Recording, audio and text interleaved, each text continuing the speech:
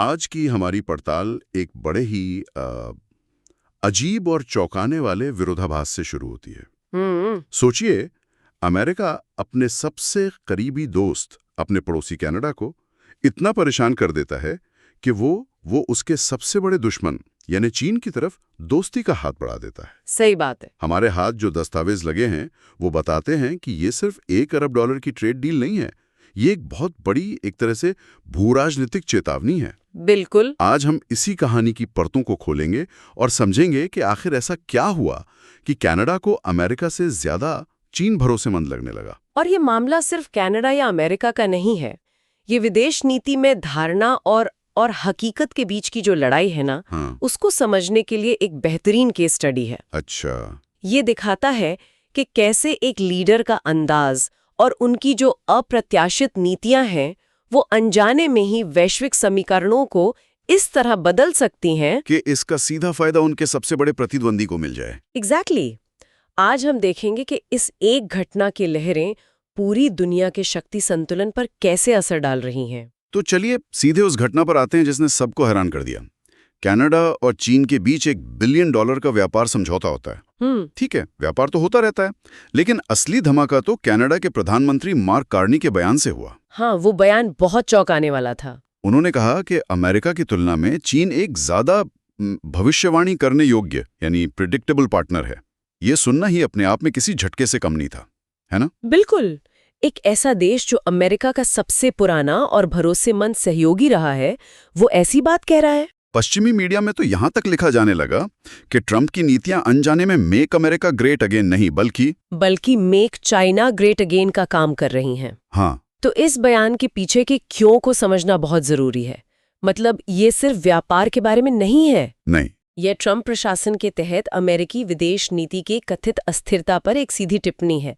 देखिए, ट्रंप की रणनीति का एक अहम हिस्सा अप्रत्याशित होना था। हाँ, कि कोई प्रेडिक्ट ना कर सके। बिल्कुल। उन्हें लगता था कि अगर कोई अंदाजा नहीं लगा पाएगा कि वो अगला कदम क्या लेंगे तो वो हमेशा फायदे में रहेंगे। लेकिन जो दस्तावेज हमने पढ़े हैं वो बताते हैं कि दुनिया के अनुभवी नेताओं को ये अंदाजा बचकाना लगता है। मतलब जैसे दूसरे नेताओं के मजाक उड़ाना या अचानक कह देना कि हम ग्रीनलैंड खरीदना चाहते हैं, ये सब उसी रणनीति का हिस्सा था। हाँ, बिल्कुल। और परिपक्व नेता इसे कूटनीति नहीं, तमाशा समझते हैं। उन्हें स्थिरता पसंद है। उन्हें ये जानना अच्छा लगता है कि अगर आज एक समझौता हुआ है तो कल सुबह उठकर सामने वाला पलट नहीं जाएगा। सही बात है। इसके ठीक उलट चीन की रणनीति और नीतियां दशकों से एक ही दिशा में चल रही हैं। वो धीमी, स्थिर और स्पष्ट दिखती हैं। तो वैश्विक नेताओं के सामने एक अजीब सी दुविधा है।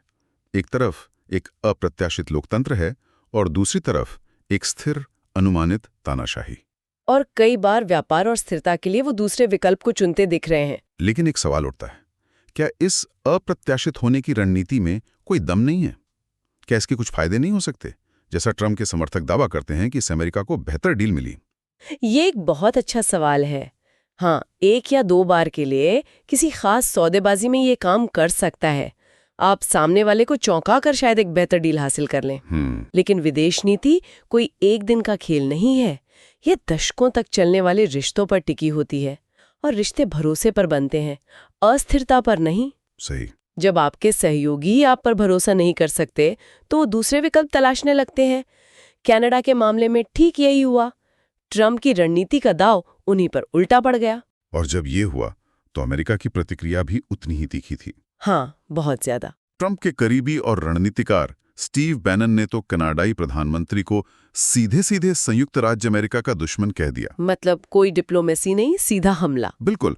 ट्रंप के समर्थक इस बात से बेहद नाराज थे कि कनाडा रीढ़ दिखा रहा है, यानी अमेरिका के सामने झुकने के बजाय अपनी स्वतंत्र राह चुन रहा है। लेकिन सबसे दिलचस्प और थोड़ी अजीब प्रतिक्रिया तो सोशल मीडिया पर देखने को मिली, जहां आम अमेरिकी नागरिक कनाडा को मुनरो सिद्धांत यानी मुनरो डॉक्ट्रीन की धमकियां दे रहे थे। और यहीं पर यह मामला और भी गहरा हो जाता है। मुनरो सिद्धांत को समझना अमेरिकी सोच को समझने जैसा है। अच्छा, कैसे? ये 1823 की एक अमेरिकी विदेश नीति है, यानी करीब 200 साल पुरानी। 200 साल? हाँ। इसका मूल सिद्धांत ये है कि पूरा अमेरिकी महाद्वीप यानी नॉर्थ और साउथ अमेरिका अमेरिका का प्रभाव क्षेत्र है। ये उसका बैकयार्ड है। ओके। और इस इलाके में किसी भी बाहरी शक्ति खासकर यूरोपीय शक्तियों के दखल को बर्दाश्त नहीं किया जाएगा। ये सिद्धांत आज भी अमेरिकी विदेश नीति की आत्मा में बसा हुआ है। ये तो बड़ी दिलचस्प बात है।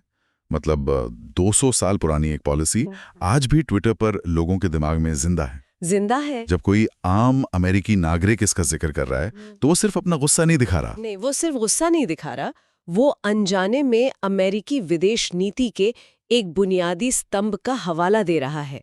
वो कह रहा है कि कनाडा हमारे घर का हिस्सा है और चीन जैसी बाहरी शक्ति का यहाँ आना और प्रभाव बढ़ाना हमें मंजूर नहीं है। बाप रे। ये उनकी मानसिकता को दिखाता है कि वे इस पूरे क्षेत्र को अपना मानते हैं और चीन का बढ़ता प्रभाव उन्हें अपने ही आंगन में एक सीधा खतरा महसूस हो रहा है। तो एक तरफ अमेरिका 200 साल पुराने सिद्धांतों की दुहाई दे रहा है और दूसरी तरफ चीन क्या कर रहा है? जाहिर है वो स्थिति का पूरा फायदा उठा रहा होगा। बिल्कुल, और चीन का तरीका बहुत ही चालाकी भरा है। जिन दस्तावेजों का हम अध्ययन कर रहे हैं उनमें साफ लिखा है कि चीन ने अमेरिका की गलतियों को ही अपनी ताकत बना लिया। एक तरफ ट्रंप अतीत में कनाडाई प्रधानमंत्री को मजाक में गवर्नर और कनाडा को अमेरिका का 51वां राज्य कहकर अपमानित कर चुके थे। बिल्कुल, इससे कनाडाई लोगों में जबरदस्त नाराजगी थी। चीन ने इसी नाराजगी को भुनाया। कैसे? उन्होंने क्या किया? उन्होंने खुद को एक सम्मानजनक साझेदार के रूप में पेश किया।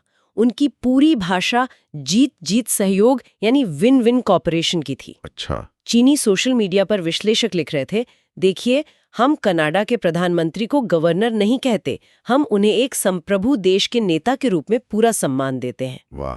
कूटनीति में सम्मान बहुत बड़ी चीज होती है। जब आपका सबसे करीबी पड़ोसी आपका मजाक उड़ा रहा हो और आपका सबसे बड़ा प्रतिद्वंद्वी आपको इज्जत दे रहा हो तो झुकाव किस तरफ होगा ये समझना मुश्किल नहीं है। सही बात है। और ये सिर्फ बयानबाजी नहीं है, ये दिखाता है कि कूटनीति में सम्मान कितना मायने रखता है। इसी से जोड़कर अगर हम कनाडाई प्रधानमंत्री के उस बयान को देखें जिसमें उन्होंने कहा कि हमें चीन के साथ नई वैश्विक वास्तविकताओं के अनुकूल एक नया रिश्ता बनाना है, तो इसका मतलब साफ हो जाता है। हाँ, मतलब ये सिर्फ एक सौदा नहीं है। नहीं, ये एक सोचा समझा कदम है। आपने बिल्कुल सही पकड़ा। ये एक बहुत बड़ा संकेत है। उनका ये कहना कि नई वैश्विक वास्तविकताओं के अनुकूल रिश्ता बनाना है, ये इस बात की खुली स्वीकारोक्ति है कि दुनिया बदल चुकी है। पुरानी व्यवस्था जहां अमेरिका अकेला सुपर पावर था, अब शायद उतनी प्रासंगिक नहीं रही। कनाडा जैसी शक्तियां अब उस नई विश्व व्यवस्था में अपनी जगह तलाश रही हैं, जिसमें चीन एक बहुत बड़ा और अहम खिलाड़ी है। तो ये एक तरह से भविष्य के लिए अपने विकल्पों को खुला रखने की कोशिश है। बिल्कुल। ये पूरा मामला एक तरह की चेतावनी जैसा लगता है, और जो दस्तावेज हम देख रहे हैं वो इशारा करते हैं कि ये कहानी सिर्फ कनाडा की नहीं है। नहीं, दूसरे देश, खासकर भारत जैसे बड़े और रणनीतिक रूप से स्वतंत्र देश भी इससे सबक ले रहे हैं। अमेरिकी धमकाने वाली शैली से खुद को डी रिस्क करने की बात चल रही है। ये डी रिस्क का क्या मतलब है? डी रिस्क ये आज की भू राजनीति का बहुत अहम शब्द बन गया है। इसका मतलब है कि आप किसी एक देश पर अपनी निर्भरता को कम करें। ओके। ताकि अगर उस देश की नीतियों में कोई बड़ा बदलाव आए तो आप पर उसका असर कम से कम हो। इस मामले में ये अमेरिका पर निर्भरता कम करने की बात है। और इसके क्या तरीके हैं? इसके कई तरीके हैं जो रिपोर्ट्स में बताए गए हैं। पहला, डॉलर पर अपनी निर्भरता कम करना और अपनी मुद्रा या दूसरी मुद्राओं में व्यापार बढ़ाना। दूसरा, अपनी सोने के भंडार को बढ़ाना, क्योंकि सोना किसी देश के नियंत्रण में नहीं होता।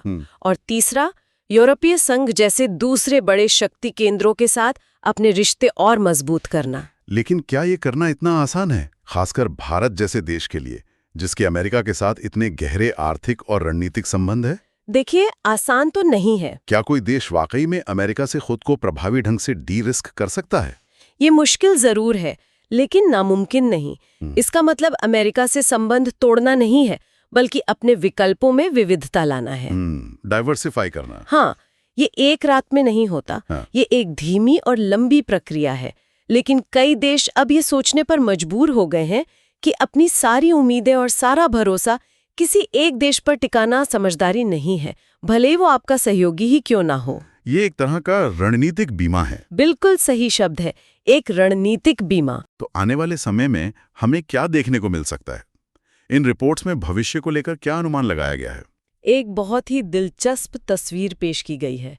अनुमान ये है कि ट्रंप के कार्यकाल के अंत तक अमेरिका सैन्य रूप से तो शायद और भी मजबूत हो जाएगा, अच्छा। क्योंकि रक्षा बजट पर बहुत खर्च किया जा रहा है, लेकिन दुनिया में वो कूटनीतिक रूप से अलग थलग पड़ सकता है। यानी दोस्त कम हो जाएंगे। हाँ, उसके पुराने दोस्त भी उससे दूरी बनाने लगेंगे।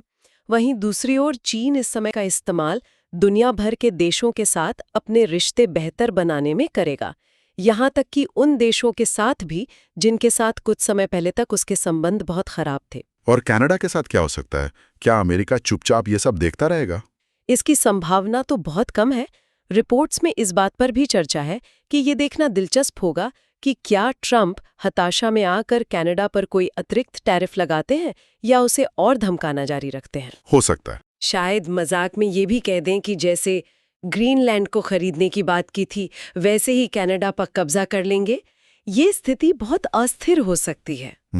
और इसी संदर्भ में इन दस्तावेजों में 2026 को भू राजनीति के लिए एक बहुत ही महत्वपूर्ण साल के तौर पर रेखांकित किया गया है। 2026? हाँ, शायद ये एक ऐसा मोड़ हो सकता है जहां ये बदलाव और भी साफ नजर आने लगेंगे। तो आज की इस पूरी बातचीत का सार ये निकल कर आता है कि अंतर्राष्ट्रीय संबंध कितने नाजुक होते हैं। बहुत नाजुक। कैसे एक नेता की व्यक्तिगत शैली, उनकी अप्रत्याशित नीतियां और उनका व्यवहार सबसे करीबी और पुराने सहयोगियों को भी स्थिरता की तलाश में किसी और दरवाजे पर दस्तक देने के लिए मजबूर कर सकता है। और इस प्रक्रिया में अनजाने में ही आप अपने सबसे बड़े प्रतिद्वंदी को और मजबूत बना देते हैं। बिल्कुल। और ये हमें एक बहुत ही गहरे और मुश्किल सवाल के साथ छोड़ जाता है। हमारी पूरी चर्चा इस बात पर केंद्रित रही कि अमेरिका की अप्रत्याशितता चीन को कैसे फायदा पहुंचा रही है। लेकिन एक पल के लिए सोचिए, जब कोई देश स्थिरता की तलाश में एक ऐसी शक्ति के साथ जुड़ता है जो अनुमानित तो है, लेकिन जिसके मूल्य, जिसकी विचारधारा और जिसके दीर्घकालिक लक्ष्य आपसे बिल्कुल अलग है, तो क्या होता है? क्या वैश्विक स्थिरता के लिए एक अप्रत्याशित लोकतंत्र एक ऐसी तानाशाही से बेहतर है जिसके अगले कदम का आप अंदाजा लगा सकते हैं? और अगर कोई देश स्थिरता के लिए इस दूसरे विकल्प को चुनता है, तो इसकी छिपी हुई कीमत क्या हो सकती है?